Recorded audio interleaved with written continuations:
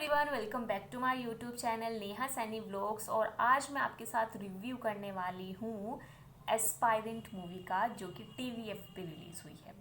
Basically मुझे ये movie बहुत ज़्यादा पसंद आई है क्योंकि कहीं ना कहीं मैं इसे कनेक्ट कर पाती हूँ और मैंने बहुत सारी चीज़ें सीखी हैं इस मूवी से। पहली चीज़ कि हमें ये चीज़ पता होनी चाहिए कि हमारा गोल क्या है और हम वो चीज़ क्यों करना चाहते हैं। यानी कि अगर हमारा कोई सपना है या कुछ कोई भी चीज़ हमें बननी है, मान लो जैसे अगर हमें IAS ही बनना है तो हमें वो IAS क्यों बनना है, हमें वो चीज़ पता होनी चाहिए। हमें अंदर से पता होना चाहिए कि हमें वो चीज़ क्यों बनना है और हमारे अंदर क्या क्वालिटीज़ है कि हम ही उस चीज़ को ज़्यादा बेहतरीन तरीके से कर पाएंगे। तो सबसे पहली चीज़ जो मुझे इसमें पसंद आई वो यही पसंद आई कि सबसे पहले तो आपको ये चीज़ पता होना चाहिए कि आपको कोई काम क्यों करना है और क्यों वो सक्सेस आपको मिलनी चाहिए। और सेकंड जो चीज़ मुझे इसके अंदर अच्छी लगी वो था कि आपको कभी भी कंफ्यूज नहीं होना है। जैसे कि अभिलाष था, वो मतलब उसको पता ही नहीं है कि उसको कौन सा सब्जेक्ट लेना है। वो इतना ज़्यादा कंफ्यूज हो रहा था कि टॉपर्स ने ये लिया है तो मुझे भी ये लेना चाहिए, ये ज़्यादा मार्क्स वाला सब्जेक्ट है, ये वाला ये ज़्यादा इसमें मेरे नंबर आ सकते हैं।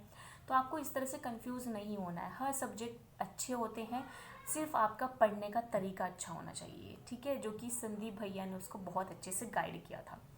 और मुझे संदीप भैया का करैक्टर बहुत अच्छा लगा और उसमें एक डायलॉग बड़ा अच्छा है उनका कि बाप की रोटी छीन के तो कोचिंग नहीं जाऊंगा।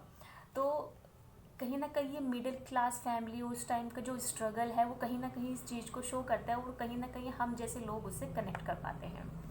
और तीसरी चीज़ जो मुझे सबसे ज़्यादा अच्छी लगी वो है इसमें पॉजिटिविटी, कि आपको अपने अंदर पॉजिटिविटी रखनी है।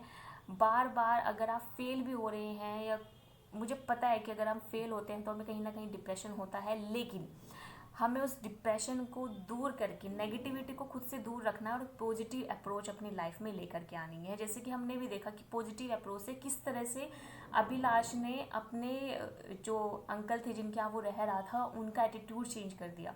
तो पॉजिटिविटी लानी बहुत ज़्यादा ज़रूरी है। अगर हमारे अंदर पॉजिटिविटी होगी तो कहीं ना कहीं हम सक्सेस को ईजिली पा सकेंगे। चौथी चीज़ जो मुझे लगी, जो मेरे ख्याल से होनी चाहिए, वैसे तो कहते हैं कि ये बैकअप प्लान नहीं होना चाहिए, लेकिन अगर आप कोई भी काम कर रहे हैं तो एक बैकअप प्लान आपके पास ज़रूर होना चाहिए।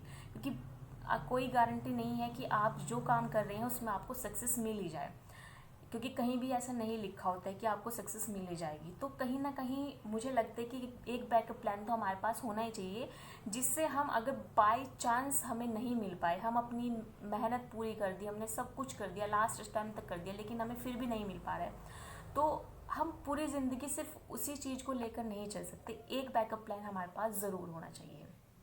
लास्ट और पांचवी चीज़ जो मैंने इसे सीखी कि दुनिया जो होती है वो डिसाइड करती है अकॉर्डिंग टू योर सक्सेस। देखो, जब स्टार्टिंग में संदीप भैया और वहाँ पे अभिलाष जब रहते थे तो अभिलाष के लिए वो टीवी बंद नहीं करते थे, लेकिन संदीप भैया को वो कहते रहते थे कि तुम तो एक दिन IAS बन ही जाओगे, तुम तो एक दिन IAS बन ही जाओगे।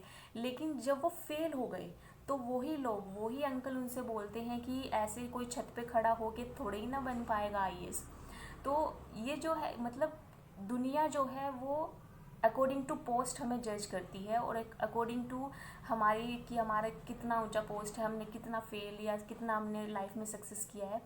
तो इससे हमें कोई फ़र्क नहीं पड़ना चाहिए, क्योंकि दुनिया तो हमें हर पॉइंट पे जज करेगी। अगर मान लो आप किसी चौराहे पे खड़े हुए हो और वहाँ पे मस्ती कर रहे हो, तो दुनिया क्या कहेगी कि ये जो लड़की थी ये तो वहाँ खड़ी होकर मस्ती कर रही थी। लेकिन अगर आप ही वही लड़की हो करके आप अगर कोई एक ऐसा एग्ज़ाम क्रैक कर दो या कुछ एक अच्छी जॉब अगर आपको मिल जाती है, तो वही लोग आपसे कहेंगे अरे ये तो वहाँ पे भी खड़े होके ना पढ़ाई करती थी। तो ये जो लोग हैं, लोगों की बातों में नहीं आना चाहिए और जो कह रहा है उसको कहने दो। नेगेटिविटी को दूर रखना चाहिए और पॉजिटिविटी को अपनाना चाहिए। तो ये कुछ बातें हैं जो मैंने एस्पायरेंट मूवी से सीखी है। मुझे लगता है कि आप लोगों को भी वो देखनी चाहिए और आप लोग भी उसको देख करके एंजॉय करेंगे। और कहीं ना कहीं जो रियल एक्सपीरियंस है, जो आपकी लाइफ में भी कभी कभी हुआ होगा, किसी भी एग्ज़ाम को ले लीजिए, तो कहीं ना कहीं आप उससे कनेक्ट कर पाएंगे। सो बस आज के लिए इतना ही। अब मिलते हैं नेक्स्ट वीडियो में। Bye everyone, thanks for joining.